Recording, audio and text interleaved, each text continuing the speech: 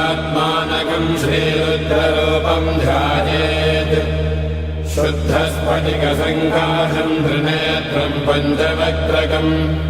गङ्गाधरम् दशभुजम् सर्वाभरणभूषितम्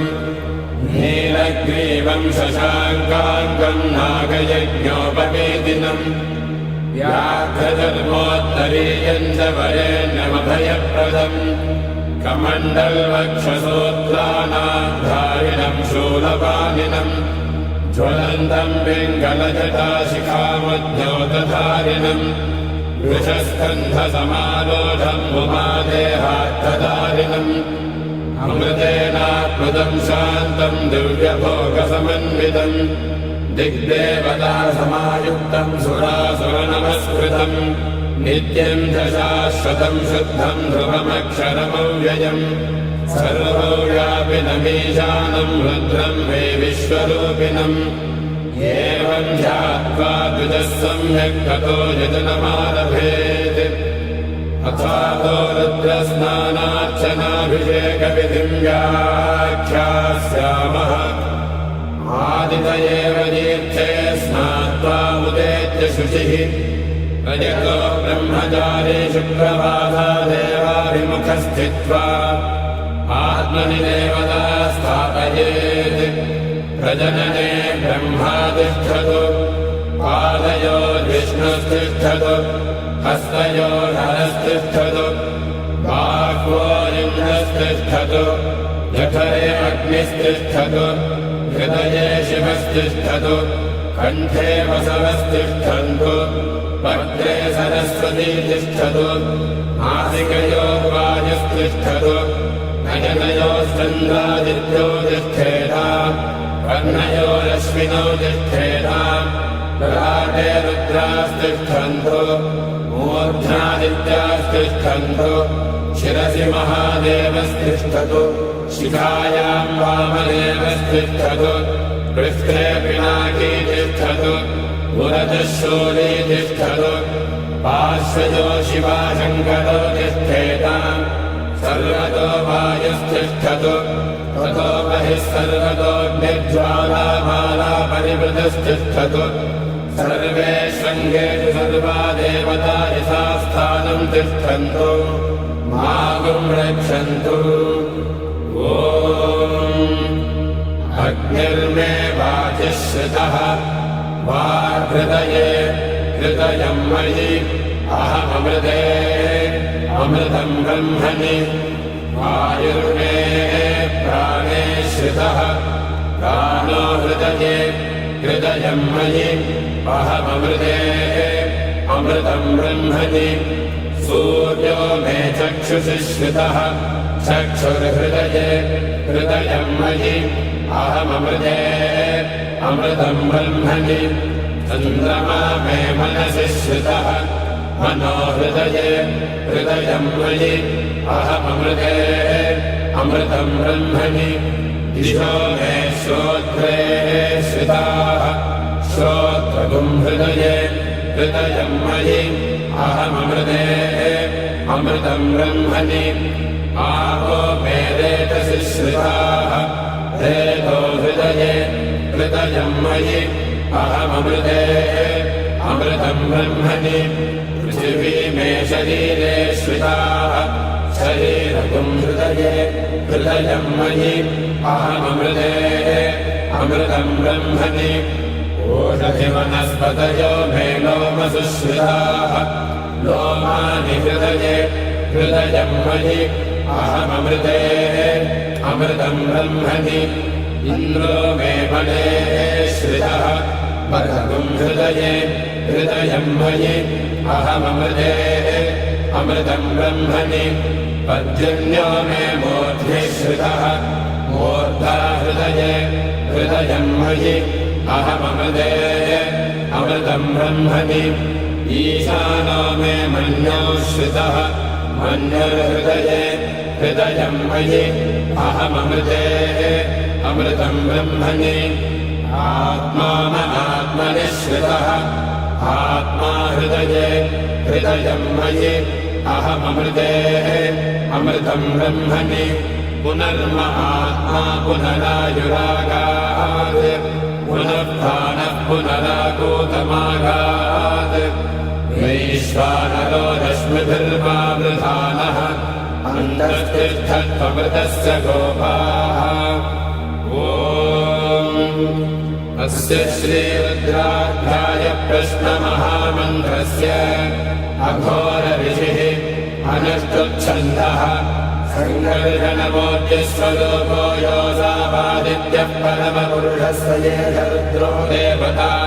नमः शिवायेति बीजम् शिवधरायेति शक्तिः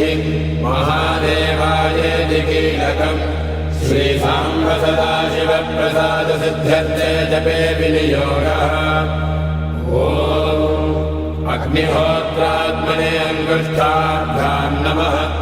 दर्शपूर्णमासात्मने दर्जनेभ्याम् नमः चातुर्मास्यात्मने मध्यमाभ्याम् नमः निरोधपशुबन्धात्मने अनामिकाभ्याम् नमः ज्योतिष्ठोमात्मने कनिष्ठिकाभ्याम् नमः सर्वकृत्वात्मने करतलकरपृष्ठाभ्याम् नमः अग्निहोत्रात्मने हृदयाय नमः दर्शपूर्णमासात्मने शिरसे स्वाहा चातुर्मास्यात्मने शिखायै वषट् निरोधपशुबन्धात्मने कवचाय हुम् ज्योतिष्ठोमात्मने नेत्रत्रयाय भूषणे सर्वकृत्वात्मने अस्त्राय भटे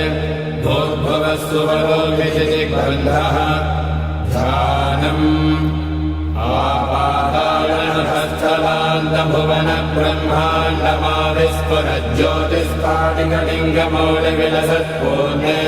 आपाताळनभस्तलान्तभुवनब्रह्माण्डमाविस्फुरज्योतिस्फाटिकलिङ्गमौलिविलसत्पूर्णेन्दुवान्तामृतैः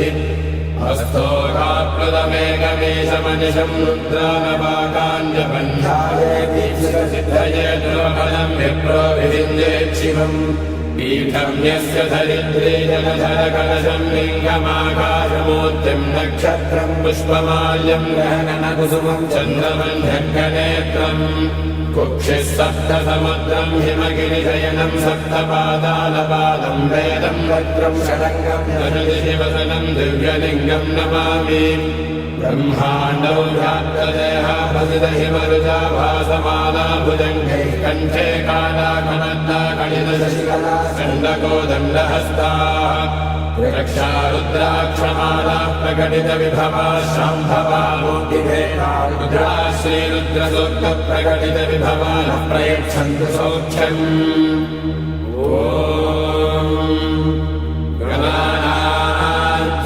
गणपतिगुम्भवामहे कविम् कवीनामुपमश्रवस्तमम् ज्येष्ठराजम् ब्रह्मणाम् ब्रह्मणस्पत आनशृण्वन्नोतिभिः सेदसादनम् ॐ महागणपतये नमः ॐ संशमे मयश्च मे प्रियञ्च मे न कामश्च मे कामश्च मे सौमनसश्च मे भद्रञ्च मे श्रेयश्च मे वस्यश्च मे यशश्च मे भगश्च मे द्रविणञ्च मे दन्ता च मे धत्ता च मे क्षेमश्च मे धृतिश्च मे विश्वञ्च मे महश्च मे संविच्च मे ज्ञात्रञ्च मे सोश्च मे प्रसोश्च मे शीरञ्च मे भयश्च मरुतञ्च मे मृतञ्च मे यक्ष्मञ्च मे नामयश्च मे जीवातुश्च मे दीर्घायुत्वञ्च मे नमित्रञ्च मे भयञ्च मे सुखञ्च मे शयनञ्च मे सूषा च मे सुदिनञ्च मे ॐ शान्तिः शान्तिः शान्तिः ॐ नमो भगवते रुद्राय नमस्ते रुद्रमन्यवहुतोतजिषवे नमः नमस्ते अस्तु धन्वने बाहुभ्यामुदते नमः यातयुषः शिवतमा शिवम् बभूवते धनुः शिवाशव्यायापदया नो रुद्रमृडया याते रुद्रशिवा तनोरघोरापापकाशिनी तया नस्तनुवासुन्दमया गिरिषन्दाभिजाकशीः यामिषङ्गिरिषन्धहस्ते बिभर्षस्तवे शिवाङ्गेत्रताम् गुरुमाहि वंशेः पुरुषम् जगत् शिवेन वचसा त्वा गिरिशाच्छावदामसि यथा नः सर्वमिज्जगदयक्ष्मगं सुमहासये अध्यवोजदधिवक्ता प्रथमो देवाभिषक् अहेकश्च सर्वाण्यम्भयन् सर्वास्त्रयानुधान्यः असौर्यस्ताम्रो अर्णवुतमभ्रस्वमङ्गलः ये क्षेमागं रुद्राभितो दिक्षुश्रिता सहस्रशो वै कुम्भेन जीमहे असंयोपसर्पतिनीलग्रीवो विलोहितः उग्रैनं गोपा अदृशन्नदृशन्नतहार्यः उग्रैनं विश्वाभूतानि सदृष्टो मृडयादिनः नमो अस्तु नीलग्रीवाय सहस्राक्षाय मेधुषे अथो ये अस्य सत्त्वानो हन्येभ्यो करन्नमः प्रबलमञ्जधन्वनस्तमुभयोराग्नियोज्या याश्च देहस्तैषवः पराता भगवो वप अवतत्यधनस्त्वकं सहस्राक्षसदे सुधे विशेद्यशल्यानां शिवो नः सुमना भव विद्यन्धनकपद्मिनो विशल्यो मानवागुम्भुत अनेशन्नशेषव आभुरस्य निषङ्गतिः या देहे धर्मे धृष्टमहस्ते बभूवते धनुः प्रयास्वान् विश्वतस्त्वमयक्ष्मया परिभुज नमस्ते अस्त्वायुधायानातदाय धृष्णवे उभाभ्यामुदते नमो बाहुभ्यान्तमधन्वने परिते धन्वनो हे जनस्मान् प्रणक्तु विश्वतः अथो यदि श्रुतिस्तवारे अस्मन्निधे हितम् नमस्ते अस्तु भगवन् विश्वेश्वराय महादेवाय त्र्यम्बकाय त्रिपुरान्तकाय त्रिकाग्निकालाय कालाग्निरुद्राय नीलकण्ठाय मृत्युञ्जयाय सर्वेश्वराय सदाशिवाय श्रीमन्महादेवाय नमः नमो हिरण्यवाहवे सेनान्ये दिशान्तपतये नमो नमो वृक्षेभ्यो हरिकेशेभ्यः पशूनां पतये नमो नमः सस्मिञ्जलाय त्रिषीमते पथीनां पतये नमो नमो वक्रुहाय विव्याधिनेन्नानां पतये नमो नमो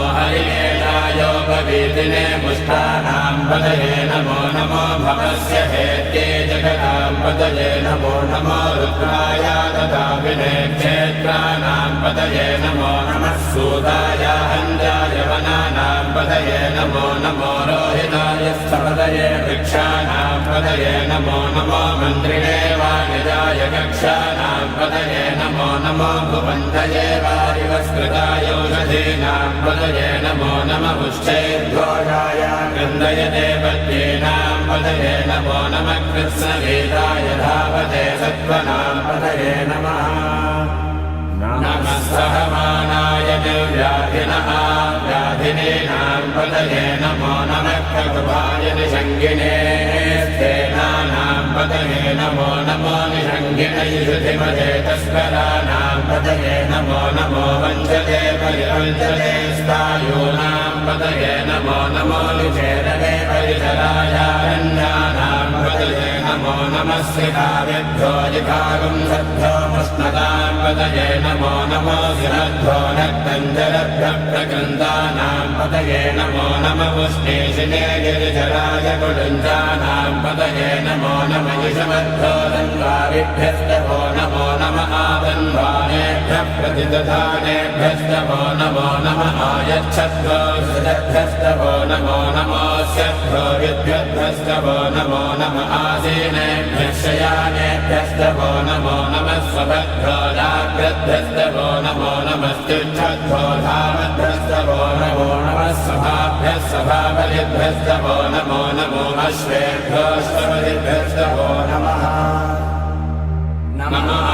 व्याधिनेभ्यो विविद्धन्नेभ्यस्तभो नमो नमः पुगणाभ्यस्तृगम्भलेभ्यस्तभो नमो नमो वृत्सेभ्यो वृत्सपतिभ्यस्तभो नमो नमो भ्रातेभ्यो भ्रातपतिभ्यस्तभो नमो नमो गणेभ्यो गणपतिभ्यस्तभो नमो नमो विरूपेभ्यो विश्वरूपेभ्यस्तभो नमो नमो महद्धाक्षुल्लकेभ्यस्त रथेभ्यस्तवो नमो नमो ऋषिभ्यो रथेभ्यस्तवो नमो नमो रथेभ्यो रथपतिभ्यस्तवो नमो नमः सेनाभ्यः सेनानिभ्यस्तवो नमो नमः क्षत्रुभ्यः सङ्ग्रहेतृभ्यस्तवो नमो नमश्चक्षभ्यो रथकालेभ्यस्तवो नमो नमः कुणालेभ्यः कर्मालेभ्यस्तवो नमो नमः कुञ्जिष्टेभ्यो निरालेभ्यस्तवो नमो नमः युषकृभ्यो धन्वकृभ्यस्तवो नमो नमो मृगयभ्यः श्वनिभ्यस्तवो नमो नमः श्वभ्यः श्वपदिभ्यस्तवो नमः नमो भवाय च रुद्राय च नमः शर्वाय च पशुपतये च नमो नीलग्रीवाय च शितिकण्ठाय च नमः कपर्दिने दौर्यप्तकेशाय च नमः सहस्राक्षाय च शतधन्वने च नमो गिरिशाय च शिबिभिष्ठाय च नमो मेघोत्तमाय चेरुमदे च नमो ह्रस्वाय च वामनाय च नमो बृहदे च वर्षेयसे च नमो वृद्धाय च संवृद्धने च नमो अग्र्याय च प्रथमाय च नमः आदवेदाजिराय च नमः शीघ्रियाय च शीघ्राय च नमः ऊर्ध्वाय तावस्वन्याय च नमः स्रोतस्याय च दीप्याय च नमो ज्येष्ठाय च कनिष्ठाय च नमः पूर्वजाय चापरदाय च नमो मध्यमाय चापकल्पाय च नमो जघन्याय च बुद्धियाय च नमः स्वोभ्याय च प्रतिसर्याय च नमो याम्याय च क्षेम्याय च नमः पुर्वर्याय च कल्याय च नमः श्लोक्याय चावधान्याय च नमो वन्याय च कक्ष्याय च नमः श्रवाय च प्रतिश्रवाय च नमः आशुधेनाय चासुरथाय च नमः शूराय तावभिन्दते च नमो वर्मिणे च वरोषिणे च नमो बिल्विने च कवचिने च नमः श्रुताय च श्रुतसेनाय च नमो दुन्दुभ्याय चाहनन्याय च नमो धृष्णवे च प्रमृगाय च नमो दूताय च प्रहिताय च नमो निषङ्गिने चेदधिमते च नमस्तीक्ष्णे च वेदायुधिने च नमः स्वायुधाय च सुधन्वने च नमः श्रुत्याय च पद्याय च नमः काव्याय च नेत्याय च नमः सूत्याय च सदस्याय च नमो नाट्याय च वैजन्ताय च नमः कोप्याय च पद्याय च नमो वश्याय च वर्ष्याय च नमो मेघ्याय च विद्युद्याय च नमः ईभ्रियाय च तप्याय च नमो वाद्याय च रेश्म्याय च नमो वास्तव्याय च वास्तुपाय च नमः सोमाय च रुद्राय च नमः स्थाम्राय च अरुणाय च नमः शङ्खाय च पशुपतये च नमः उग्राय च भीमाय च नमो अग्रे वधाय च दूरे वधाय च नमो हन्त्रे च हनीयते च नमो वृक्षेभ्यो हरिकेभ्यो नमस्ताराय नमः शम्भवे च मयोभवे च नमः शङ्कराय च मयस्कराय च नमः शिवाय च शिवतराय च नमस्तेत्याय च कौल्याय च नमः पार्याय च पार्याय च नमः प्रतरणाय चोत्तरणाय च नमः आराध्याय च आराध्याय च नमः षष्ट्याय च फेन्याय च नमः सिकत्याय च प्रभात्याय च नमः जरण्याय च प्रपथ्याय च नमः किकुंसिनाय च क्षयनाय च नमः कपद्दिने च पुनस्तये च नमो गोष्ठ्याय च गृह्याय च नमस्तल्प्याय च गेह्याय च नमः काट्याय च कक्वरेष्ठाय च नमो हृदयाय च निवेष्ट्याय च नमः पाकं सौर्याय च रजस्याय च नमः शुष्क्याय च हरित्याय च नमो लोप्याय च लप्याय च नमः भूर्याय च सोऽन्याय च नमः पर्याय च पर्णसत्याय च नमो बगुरमानाय च विघ्नते च नमः आक्षिपते च प्रक्षिपते च नमो वक्यधिकेभ्यो देवानागुंहृदयेभ्यो नमो विक्षीणकेभ्यो नमो विचिन्वत्केभ्यो नमः आनिर्हरेभ्यो नमः आमीवत्केभ्यः प्रापे अन्धसस्पते दरिद्रन्नीललोहिता येषाम् पुरुषाणामेषाम् पशूनाम् माभेर्मारोपो येषाम् किञ्चनाममत् या ते रुद्रशिवा तनो शिवा विश्वाः भेषति शिवा रुद्रस्य भेषति दयानो मृडदेवसे इमागम् रुद्राय तपसे कवर्धिने क्षयत्तीराय प्रभरामहे मतिम् यथा नः समसद्विपदे चतुष्पदे विश्वम् पुष्टम् ग्रामे अस्मिन्ननातुरम् वृणानो रुद्रोधनो मयस्पृथिक्षयत्तीराय नमः विधेमते यच्छन्दयोस्तमनुरायजे पिता तदस्यामतवरुद्रप्रणीतौ मानो महान्तमुदमानो अध्वर्गम् मानवुक्षन्तमुदमानवुक्षितम् मानो वधे पितरम् मोदमातरम् प्रियामानस्तनुवो रुद्ररीरिषः मानस्तोकेतनये मान आयुषिमानो गोषुमानो अश्वेजुरीरिषः वीरान्मानो रुद्रभावितो वधेत इष्मन्तो नमसा विधेमते आराध्ये गोर्धमुदपूरुषघ्ने क्षयत्तीराय सुम्नमस्मे ते अस्तु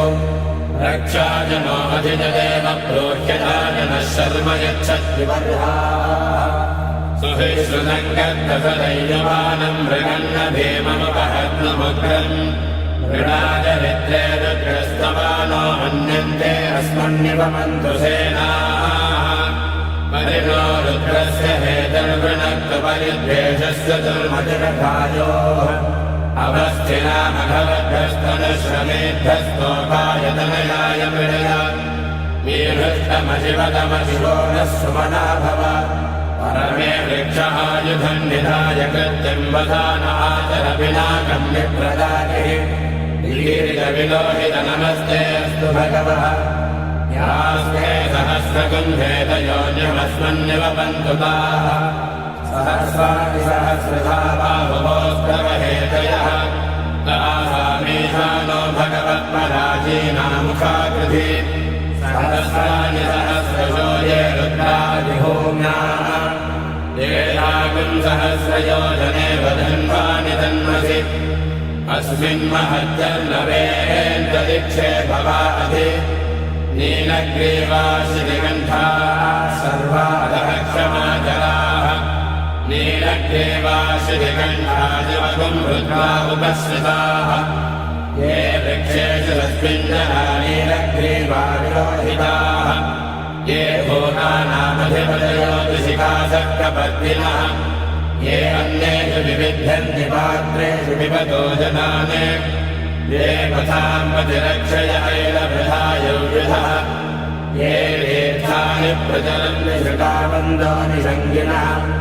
येताबन्धस्तभूयागुंसस्तदिशो रुद्राविधस्थिरे तेषागुम् सहस्रयोजने वदन्वानि तन्मसि नमो रुद्रेभ्यो ये पृथिव्यान्येऽन्तरिक्षे ये दिभिजे कामन्नम् पादो वर्णमिषमस्ते द्वादश प्राचीदश दक्षिणा दश प्रदीपेतगोदीपेतगोद्भास्ते द्वो नमस्ते नामृणयन्तु तेयम् विष्णो यश्च नो त्वेष्टिदम् वोडम्भे ददामि प्रियम्बके यदामहे सुगन्धिम् पुष्टिवर्धनम् उर्वारुकमिव बन्धनाम् मृत्योर्मुक्षीयमावृतात् यो रुद्रो अग्नौ यो अप्सुयवोषधीश यो रुद्रो विश्वाभुवनार्येष तस्मै रुद्राय नमोऽस्तु नमोऽस्तु यस्विषस्सु धन्वायो विश्वस्य क्षेति भेषजस्य इक्ष्वामहेतो मनसाय रुद्रन्नमो भद्देवमसुरन्दरस्य अयम् मे हस्तो भगवान् अयम् मे भगवत्तरः अयम् मे विश्वभेदयोऽयगुम् शिवाभिमर्जनः एते सहस्रमयुधम् पाशामृत्यो मध्याय हन्तवे तान्यज्ञस्य मायया सर्वानवयजामहे मृत्यवे स्वाहा मृत्यवे स्वाहा ॐ नमो भगवते रुद्राय विष्णवे मृत्युर्मे पाहि प्राणानाम् ग्रन्थिरसि रुद्रो मा विश्वान्तकः तेनान्येनाप्यायस्व ॐ शान्तिः शान्तिः शान्तिः अग्ना विष्णो सजोषसे मामध्नन्तु वाङ्गिरः युम्ने वाजेभिरागतम्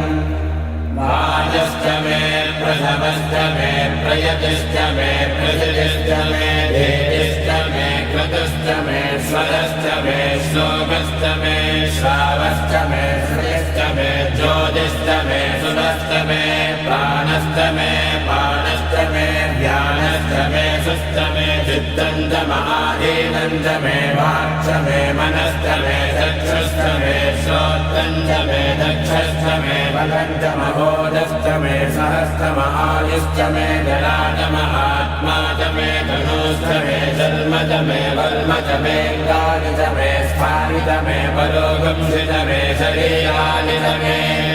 देशञ्च महाधिपत्यञ्च मे मन्यश्च मे भामश्च मे मश्च मे भश्च मे धेमा च मे महिमा च मे भजिमा च मे प्रसिमा च मे भस्मा च मे प्राधुया च मे वृद्धं च मे वृद्धिश्च मे सत्यं च मे श्रद्धा च मे जगच्च मे धनं च मे वशश्च मे दिशिश्च मे क्रीडा च मे मोदश्च मे जातं च मे जनिष्यमानं च मे सूक्तं च मे सुकृतं च मे वित्तं च मे वेद्यं च मे भूतं च मे भविष्यश्च मे सुखं च मे सुवधं च मरुद्धं च मरुद्धिश्च मे कृतं च मे कृत्तिश्च मे मतिश्च मे सुमतिश्च मे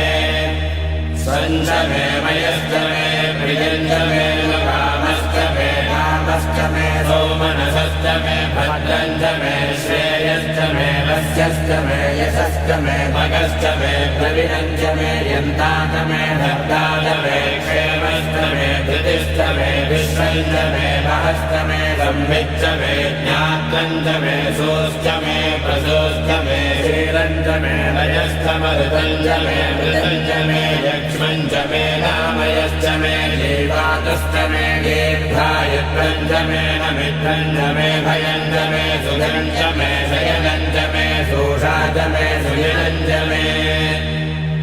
ऊर्च मे सोहृदा च मे भयश्च मे रसश्च मे घृतं च मे मधुश्च मे सख्यश्च मे सफेदिश्च मे वृषिश्च मे वृष्टिश्च मे नेत्रं च मौद्धत्यं च मे दधिश्च मे रायश्च मे पुष्टं च मे पुष्टिश्च मे विभुज मे प्रभुज मे बहुज मे भूयश्च मे पूर्णं च मे पूर्णतरं च मे क्षितिश्च मे भूयवाश्च मे नं च मे क्षुश्च मे व्रीहयश्च मे यवाश्च मे माषाश्च मे धिराश्च मे मुद्राश्च मे कल्वाश्च मे गोधूमाश्च मे वसुराश्च मे प्रियङ्गवश्च मे नवश्च मे श्यामाकाश्च मे नीवालाश्च मे अस्माश्च मे मृत्तिकाश्च मे गिरयश्च मे पर्वताश्च मे सिकताश्च मे वनस्पतयश्च मे हिरण्यं च मे यश्च मे शेषं च मे तपुश्च मे श्यामं च मे लोहं च मे अग्निश्च महापश्च मे विरुधश्च महोषधयश्च मे कृष्णपक्षं च मे कृष्णपक्षं च मे ग्राम्याश्च मे पशवः यज्ञेन कल्पन्ता वित्तं च मे विद्युश्च मे भूतं च मे भूतिश्च मे वसुश्च मे वसतिश्च मे कर्म च मे शक्तिश्च मे धश्च मयेमश्च मयितिश्च मे गतिश्च मे अग्निश्च मयिन्द्रश्च मे सोमश्च मयिन्द्रश्च मे सविता च मयिन्द्रश्च मे सरस्वती च मयिन्द्रश्च मे पूषा च मयिन्द्रश्च मे बृहस्पतिश्च मयिन्द्रश्च मे मित्रश्च मयिन्द्रश्च मे वरुणश्च मयिन्द्रश्च मे त्वष्टा च मयिन्द्रश्च मे धाता च मयिन्द्रश्च मे विष्णुश्च मयिन्द्रश्च मे श्विनो च मयिन्द्रश्च मे मरुदश्च मयिन्द्रश्च मे विश्वे च मे देवा इन्द्रश्च मे पृथिवी च मयिन्द्रश्च मेऽन्तरिक्षं च मयिन्द्रश्च मे द्यौश्च मयिन्द्रश्च मे दिशश्च मयिन्द्रश्च मे मूर्धा च मयिन्द्रश्च मे प्रजापतिश्च मयिन्द्रश्च मे पुंसश्च मे रश्मिश्च मे दाभ्यश्च मे धिपतिश्च महुपापुंसश्च मे कल्यामश्च महेन्द्रवायवश्च मे वैश्वावरुणश्च महाश्विनश्च मे प्रतिप्रस्थानश्च मे शुक्रश्च मे मन्थे च महाग्रजनश्च मे वैश्वदेवश्च मे ध्रुवश्च मे वैश्वानरश्च मरुतग्रहाश्च मे दिग्राह्याश्च महेन्द्राग्नश्च मे वैश्वदेवश्च मे मरुत्वदीयाश्च मे माहेन्द्रश्च महादित्यश्च मे सावित्रश्च मे सारस्वतश्च मे भौष्णश्च मे वाग्देवतश्च मे हारिलोचनश्च मे विद्मश्च मे बर्हिश्च मे वेदिश्च मे धिष्णियाश्च मे श्रुतश्च मे तमसाश्च मे क्षामानश्च मे स्वरवश्च बहुपरवाश्च मे ऋषवनेत मे द्रोणकलशश्च मे वायव्यानित मे भूतभृच्च महाधवनीयश्च महाग्नेन्द्रञ्च मे हविर्धानञ्च मे गृहाश्च मे सदश्च मे पुरोडाशाश्च मे पजदाश्च मे बभृतश्च मे स्वदाकारश्च मे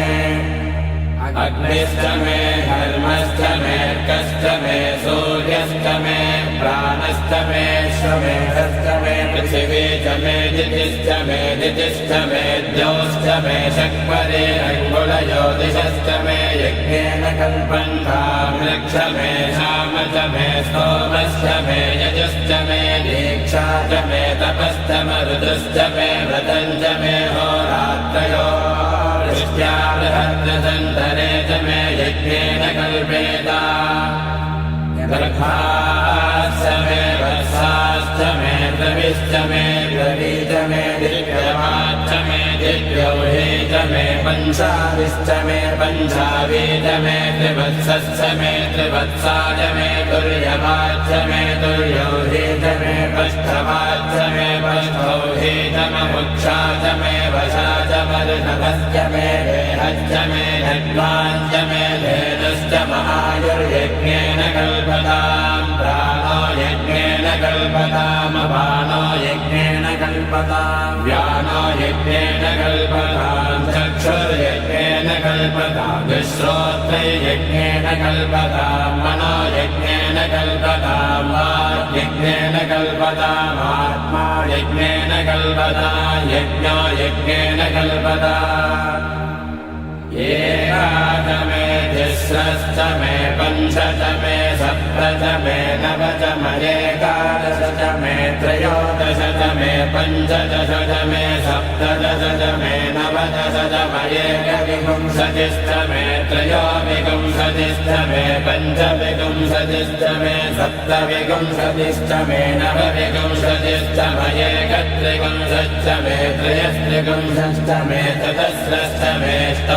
मे द्वादश च मे षोडश च मे विंशतिश्च मे चतुर्विंशतिश्च मे अष्टाविंशतिश्च मे द्वात्रिंशश्च मे षट्त्रिंशश्च मे चत्वारिंशश्च मे चतुश्चत्वारिंशश्च मे अष्टाचत्वारिंशश्च मे वाजश्च प्रसवश्चाभिरश्च क्रतुश्च सुभश्च मोघ्रातव्यश्चेयश्चान्ध्यायनश्चान्त्यश्च भुवनश्च भुवनश्चाधिपतिश्च इदादेव भूर्मनुर्यज्ञे बृहस्पतिरुद्धामदानि सगंसितद्विश्वे देवासोक्तवादः पृथिवीमातर्मामाहिगंसेर्मधुमनिष्ये मधुजनिष्ये मधुवक्ष्यामि मधुवदिष्यामि मधुमदेन् देवेभ्यो वादमध्यासगं शुश्रूषेण्यामनुष्येभ्यस्तम् देवा अवन्तु शोभाये विदधामदन्तु ॐ शान्तिः शान्तिः शान्तिः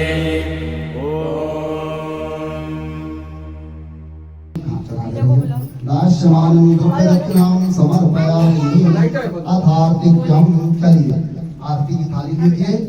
हरे ओम ओम घंटी बजाओ ओम चंद्रमा सूर्याय सूर्योदयाय सहस्राय शरण संहार जय शिव ओंकार भज शिव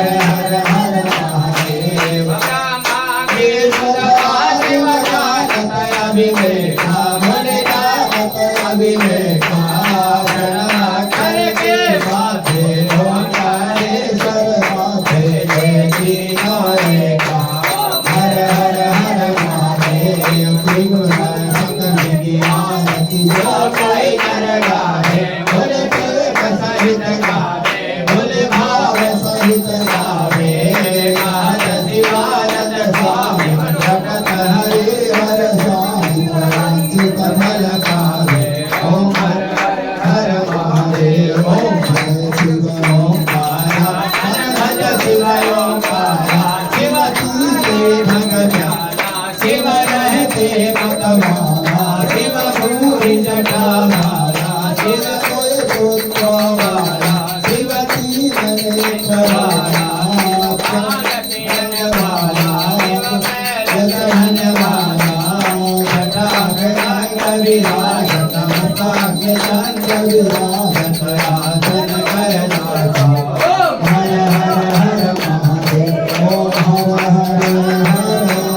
महादेव ओम गुरुवारं करुणावतारं संसार सारं भुजगेन्द्रहारं प्रसन्नं हृदयारविन्दे भवं भवानी सहितं नमामि धन्यो भगवान् मङ्गलं पुष्करीकाच मङ्गलम् सर्वमङ्गलमाङ्गल्ये शिवे सर्वार्थसाधिके शरण्ये त्र्यम्बके गौरी नारायणि नमोस्तुते आरोग्यार्थे आत्माभिवन्दनं प्रतिवन्दनं हरि ओम सर्वे देवाभिवन्दनं नमस्तु देवता निवेदनाचरण कमलो मंत्र पुष्पांजलिं समर्पयामि। लोकी भाई आप आइए आइए आरती दीजिए सबसे पहले आप ऐसे पहले भगवान को दो पहले हाँ आइए पहले चलिए भगवान को आरती समर्पित करिए सादा कपूर डालिए हाँ एक कपूर थक गया ठीक है लोकी भैया आरती लीजिए एक फूल घुमाइए भगवान को भगवान को आरती दीजिए आरती परिक्रमा करिए लाइट जला दो भाई लाइट जला दो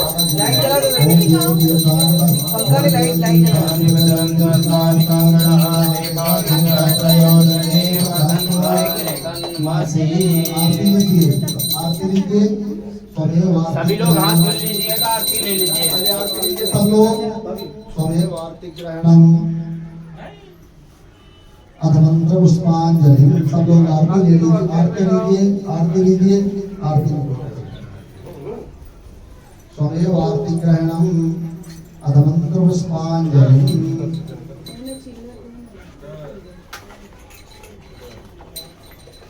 स्वमेव आरती ग्रहणम आप दे दो भैया पंकज को दे दो पंकज सबको दिखाओ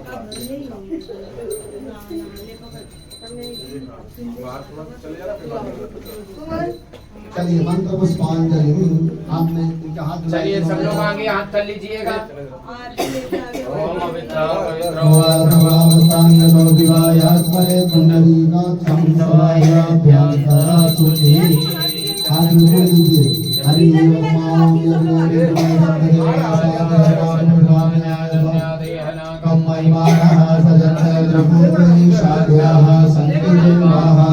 ओम राजा विराजाय शरीयसाहिने नमो वयं वै सर्वाय गुणहे सये कामान कामकामाय मह्यं कामेश्वरो वै श्रोणादधातु कुबेराय वै शिवाय महाराजाय नमः ओम स्वस्ति साम्राज्यं भोज्यं स्वराज्यं वैराज्यं पारमेष्ठं राज्यं महाराजमाधिपत्यमयं समन्तवर्यायस्य सार्वभौमः सर्वायुषाणात् प्रार्थात् प्रदब्बे समुद्रपर्यन्ताय इन्द्राणि पदस्य श्लोको भगीतो मृतः विरपितारो मन्दस्यावस्मग्रहे